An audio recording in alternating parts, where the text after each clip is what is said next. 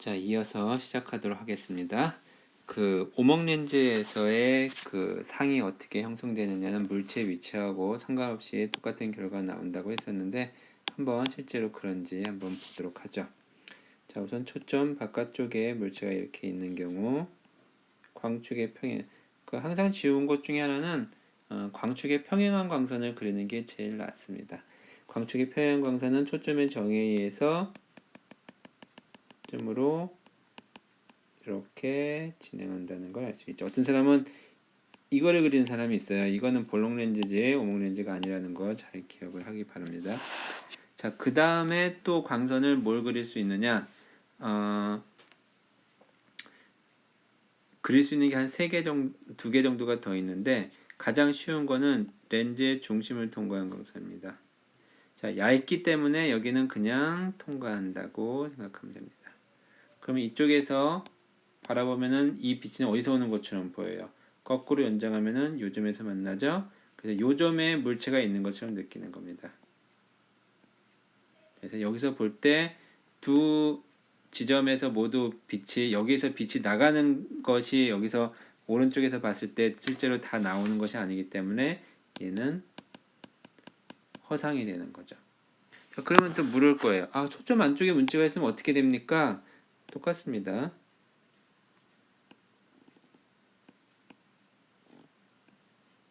자, 이게 다시 할게요. 얇은 렌즈 같은 경우에는 굴절면을 2개 그릴 필요가 없기 때문에 이렇게 그려서 이렇게 해주면은 오목 렌즈를 나타내 주는 겁니다. 자, 초점의 위치가 위에 그림과 유사하게 여기다가 긋고 물체 위치를 여기다가 해보겠습니다. 그러면 평행의 광선은 그러면 똑같이 진행을 하겠죠. 그래서 이 지점, 이게 바로 상, 역시 허상이 나타나는 경우입니다. 그래서 그 오목 렌즈로 오른쪽에서 보게 되면 오목 렌즈를 보게 되면은 크기는 항상 작은 크기가 만들어져요. 마찬가지로 볼록 거울도 왼쪽에서 보면은 물체 크기보다 상의 크기가 항상 작아져 보이죠. 상의 크기가 작기 때문에 그 멀리 있는 것처럼 느끼는 겁니다. 그래서 그 자동차 사이드 미러나 이런 데 보면은 실제 물체는 보이는 것보다 가까이 있음이라고 되어 있습니다. 지금 뭐냐면 여기서 봤을 때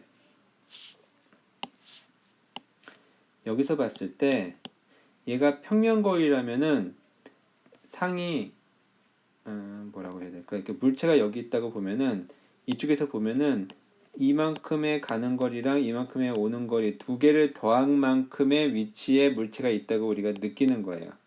그런데 여기 있으니까 실제는 요만큼에 해당되는 거리, 즉 원래보다 더 짧아지죠. 그러니까 사실은 보이는 상의 위치는 더 작게 느껴져야 되는데 우리가 거리를 인식하는 방법이 뭐냐면은 크기를 가지고 인식하는 방법이 더 우세합니다.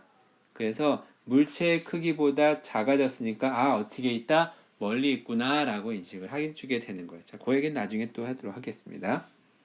자, 그 다음에 오목거울 같은 경우에는 아까도 오목거울 말고 볼록 렌즈를 먼저 하도록 할게요. 자, 볼록 렌즈 같은 경우에 그 광선을 그릴 수 있는 게 우선 광축의 평행한 거는 어떻게 지나가요? 예, 초점을 지나갑니다. 다음에 렌즈의 중심을 향해 간 광선은 그대로 지나가죠. 어디서 만나요? 요점에서 만나죠. 자, 초점을 향해 간 광선은 어떻게 된다? 굴절한 후 광축에 평행하게 나간다.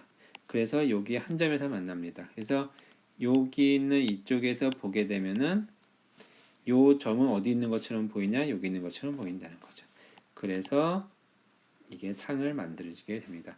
자, 그런데 여기서 하나 우리가 생각해야 될 게 뭐냐면요. 저번에 물체와 상의 관계는 점과 점의 관계라고 했잖아요. 여기 가운데 있는 지점은 어디서 나타나겠냐? 여기서 나타날 거예요. 그래서 우리가 끝점 하나만 구해서 물체를 놓고 상도 끝점 하나만 구해서 상이라고 놓는 거죠. 그러니까 실제는 약간 좀 다를 수 있다는 거. 다를 수 있다는 게 아니라 그 실제로 모든 점을 다 구하는 게 아니라 끝점 하나에 대해서만 우리가 그린 이유가 바로 그와 같은 이유 때문입니다. 자, 그래서 여기에서 보면은 어떻게 찾았어요? 첫 번째 1번 광선, 2번 광선, 3번 광선이라 그러면은 1번 광선은 광축에 평행하면은 굴절 후 초점을 지난다. 두 번째, 렌즈의 중심을 향해 간 광선은 굴절 없이 지내. 사실은 굴절하지 않는 건 아니죠. 이렇게 돼 있으면은 이렇게 오면은 어떻게 돼요? 이렇게 꺾이게 되겠죠. 그래서 실제는 요만큼의 편차가 생기는데 이게 얇아지게 되면은 이것도 거리가 거의 0에 가깝게 줄어들 수 있기 때문에 그렇게 나타내 준 겁니다. 자, 다음에 세 번째,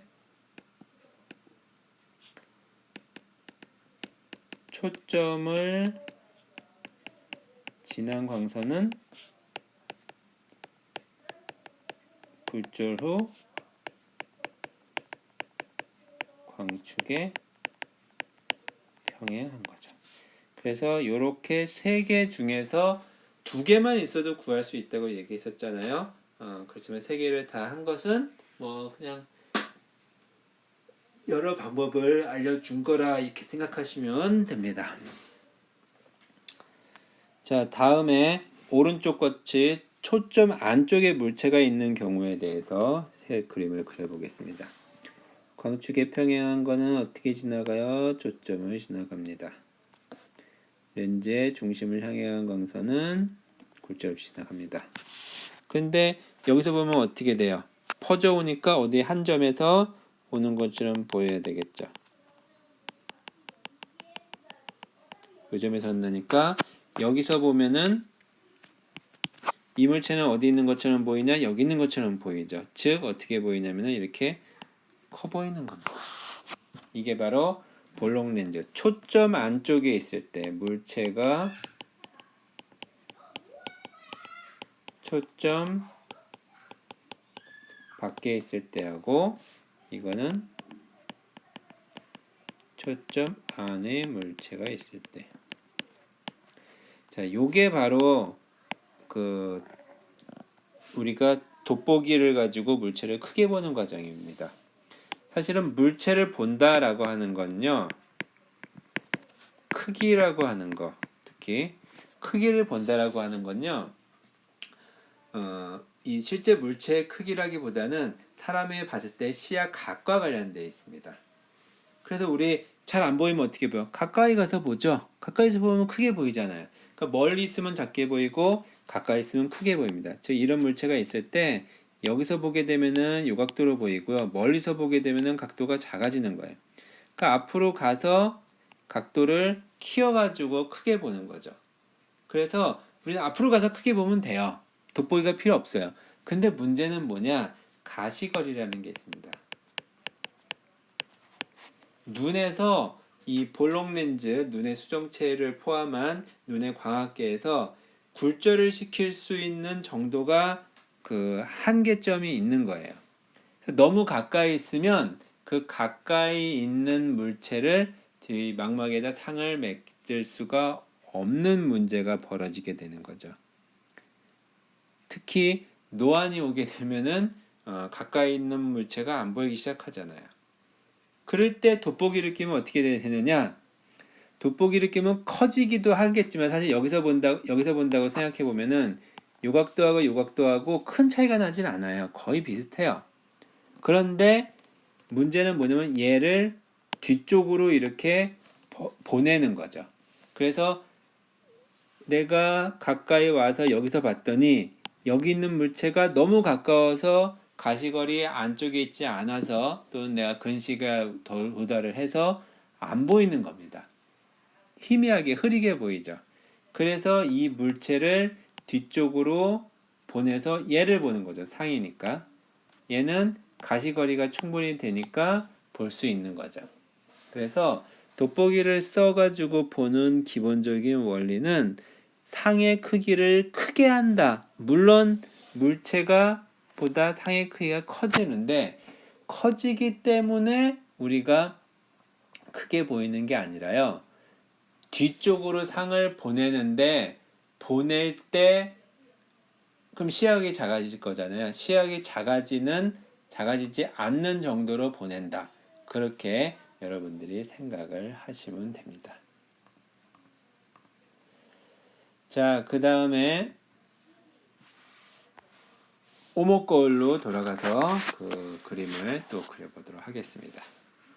오목거울 같은 경우에 물체가 이 초점 바깥에 있을 때 그때는 평행하게 온 광선은 광축의 평행 광선은 어디를 지나요? 반사하는 초점을 지나죠. 초점을 지난 광선은 반사하는 어떻게 지나요? 광축에 나란하게 지나야죠. 요점편을 만나니까 이렇게 우리가 상을 표시할 수가 있습니다. 자, 반대로가 아니라 물체가 이 거울 안쪽에 있을 때 평행하게 온 광선은 어디를 지난다? 초점을 지난다. 그 다음에 어디를 어떻게 그리지?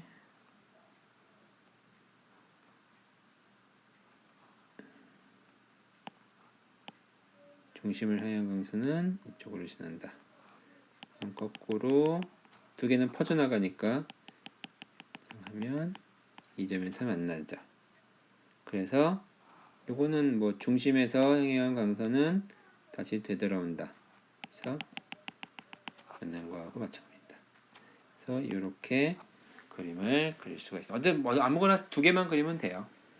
그래서 얘는 상이 이렇게 형성되는 거죠. 그래서 오목거울 중에 화장거울이라고 해야 되나? 그런 것들 가까이서 보면요. 내 모습이 되게 크게 보여요.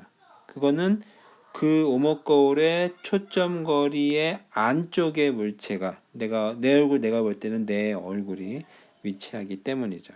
그랬을 때 상을 뒤쪽으로 보내면서 각도를 유지하면서 위치를 뒤로 보내니까 이제 우리 크게 볼 수 있다는 겁니다. 이와 같이 오목거울 같은 경우에 초점 바깥에 물체가 있는 경우, 볼록 렌즈에서 초점 바깥에 물체가 있는 경우는 이와 같이 빛이 직접 모여서 만들어지는 상, 그래서 실상이라고 합니다. 고등학교 때는 여기다가 앞에다 뭘 붙이냐면 얘가 물체하고 상이 물체보다 뒤집혀져 있죠. 뒤집혀져 있을 때는 도립실상이라고 표시를 합니다. 얘도 도립이란 말이 뒤집었다는 뜻이에요. 반대로 얘는 이 점에서 빛이 실제로 나오는 것이 아니기 때문에 허상이 되는데, 허상 중에서 어떤 허상이냐, 뭐 그거는 서 있으니까 뭐 정립 허상이라고 볼 수 있겠죠. 그러니까 정립이냐 도립이냐라고 하는 건 모양이 위에 물체와 같은 공간에 있느냐, 같이 나란하게 만들어지냐 뒤집어서 만들어지냐 그 차이니까 별로 의미가 없어요. 실상과 허상도 별로 의미가 없다고 했죠. 그래서 여러분들 고등학교 때 뭐 외운 사람들 있을 테고 저게 뭐야 했던 사람도 있을 텐데 정립실상, 정립허상, 도립실상, 도립허상 그 얘기들은 다 보이는 모습을 그냥 표현을 그렇게 해준 것 뿐이에요. 별로 큰 의미를 부여하지 않아도 될 것 같습니다. 요렇게 해가지고 그 볼록 렌즈, 오목 렌즈, 볼록 거울, 오목 거울 요렇게 이와 같은 여섯 가지 케이스죠. 케이스에 대해서 그림을 그리는 거를 연습을 해봤습니다. 그래서 여러분들이 요거를 잘 기억을 하고 있기를 바랍니다. 자, 그러면 그 핵심되는 내용들 중에서 몇 가지들을 이제 오늘 다루려고 합니다. 그 얘기는 다시 원래 파일로 돌아가서 얘기를 하도록 할게요.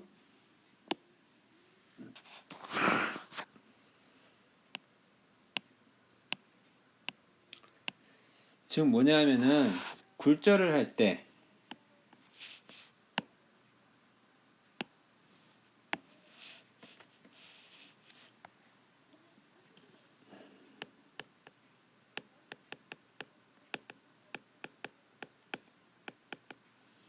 굴절할 때 어떤 규칙성에 대해서 얘기를 하려고 합니다.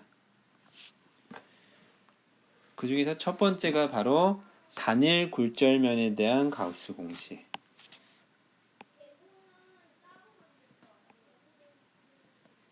요거를 이용해서 우리 나중에는 그 얇은 렌즈에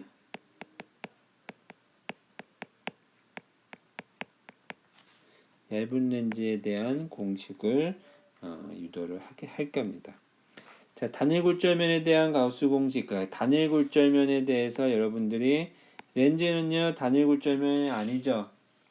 두 개의 굴절면이 있으니까 요거를 그 렌즈에다 바로 쓰지는 못하고 두 번 적용을 시킬 겁니다. 그럼 단일 굴절면은 뭐가 있느냐? 있어요. 예를 들면은 어항이 있는데 어항 속에 이게 물고기가 있다.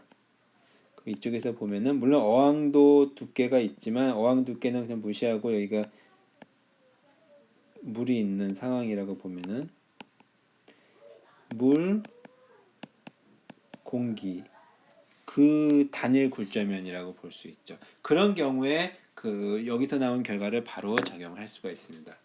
이게 이제 2년 전에 그 임용고사에서 문제로 출제가 됐던 그 내용이기도 합니다. 자, 그러면 그 보면은 그냥 알긴 안 할 텐데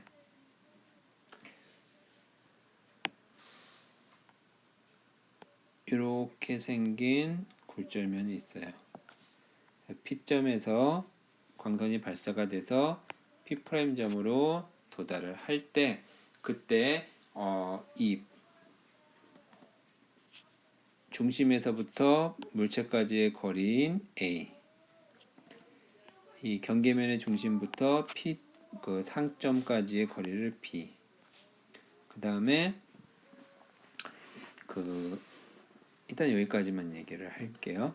그 다음에 요거의 이 굴절면의 곡률 반경을 라지 R이라고 보도록 하겠습니다. 자, 여기서 우리가 그 생각을 해야 될 게 뭐냐면은 그 근축광선을 도입하려고 합니다. 근축광선이라고 하는 거는 뭐냐면요. 평행광선이라면은 근축광선이니까 뭐냐면 이렇게 굴절면이 있으면 요게 근축광선. 이건 근축광선 좀 멀린 광선이고. 근축광선이라고 하는 거는 결국에는 이 평행광일 때는 저렇게 할 수 있고 평행광이 아닐 때는 각이 작을 때, 즉 뭐냐면은 그 굴절할 때 각이 작은 상황이라고 생각해 주면 돼요. 그러면 여기에서 이 P점에서 광축과 빛이 나갈 때 이루는 각도가 U인데 근축광선이라고 하는 거는 U나 U' 이런 것들이 U나 U' 이런 것들이 굉장히 작은 값이라는 겁니다. 그래서 이건 뭘 나타내 주냐면은 사인 값은 그대로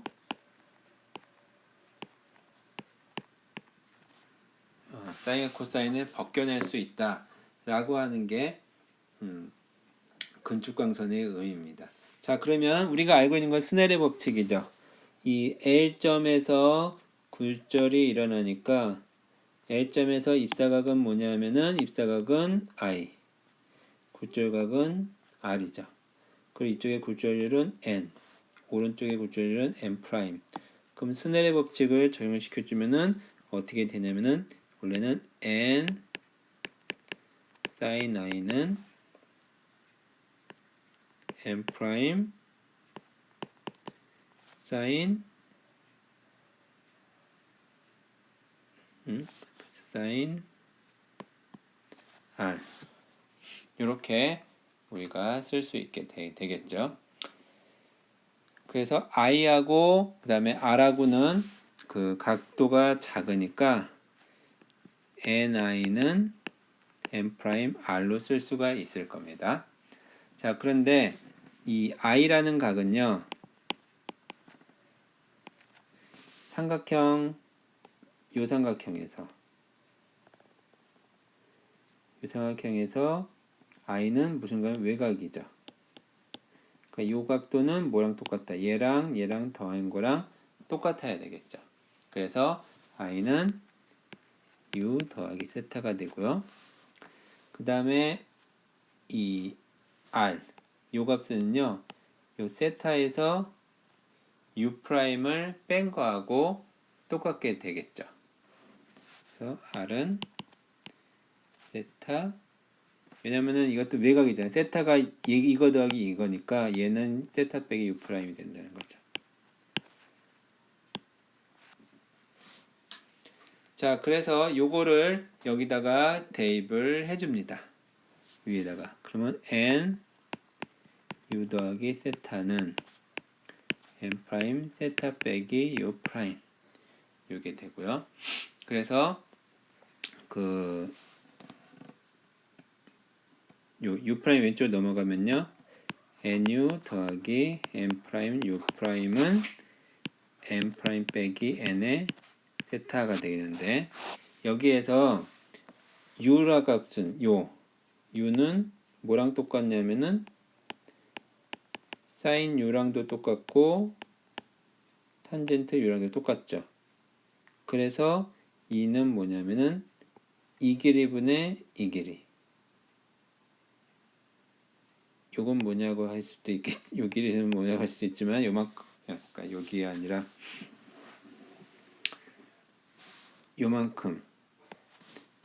요만큼은 그냥 이게 근축광선이니까 얇고 그러니까 굴절을 많이 안 하니까 거의 얘가 평면에 가깝다고 봅니다. 얘는 거의 0에 가깝다고 보는 겁니다. 그럼 밑변의 길이가 얼마가 되냐면은 a가 되겠죠. 높이는 y. 그래서 u는 이렇게 되고요. u 프라임은 역시 요것분의 요게 되니까 u 프라임은 여기는 b분의 y 이렇게 쓸 수 있을 거고요. 그 다음에 세타도 역시 마찬가지로 r분의 y로 쓸 수 있겠죠. 그래서 여기다 대입을 해주면은 왼쪽은 뭐가 되냐면은 n 곱하기 a분의 y n 프라임의 b분의 y n 프라임 빼기 n의 r분의 y y 없어지면은 남은 거는 a분의 n 더하기 b분의 n 프라임은 r분의 n 프라임 빼기 n. 이게 바로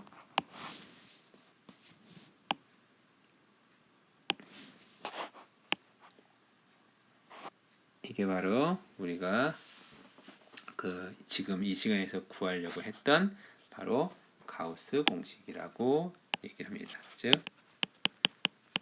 단일 굴절면에 대한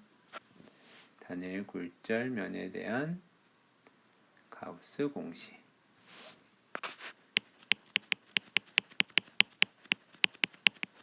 이렇게 얘기를 할 수가 있습니다. 여기서 가우스란 말이 왜 나왔냐면요. 지금 앞에서 우리가 전제 조건을 달았던 거 있죠. 뭐였냐면은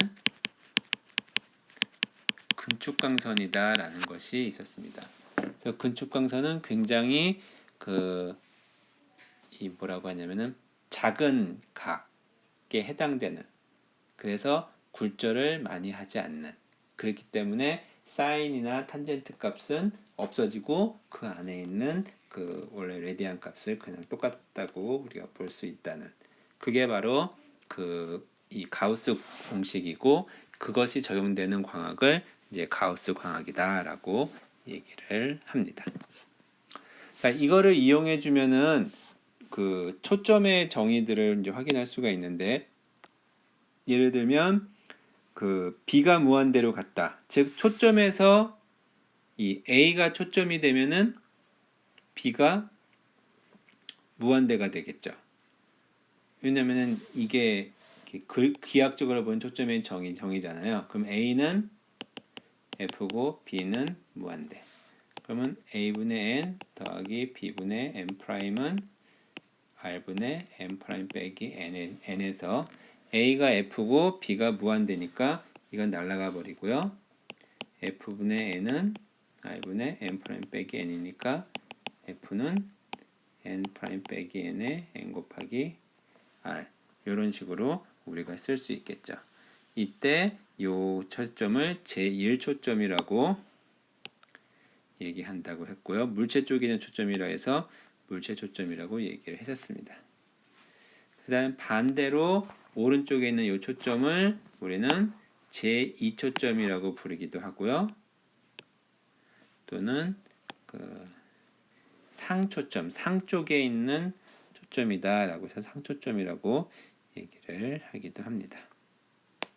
자, 이런 방식으로 우리가 가우스 공식을 유도를 했었어요. 자, 그러면 이제 가장 핵심되는 식을 유도를 하려고 합니다. 자, 그게 뭐냐면은 그 얇은 렌즈에 대한 렌즈 제작자의 공식이에요. 얇은 렌즈에 대한 렌즈 제작자의 공식이 바로 우리가 알고 있는 그 렌즈 공식에 해당되는 겁니다.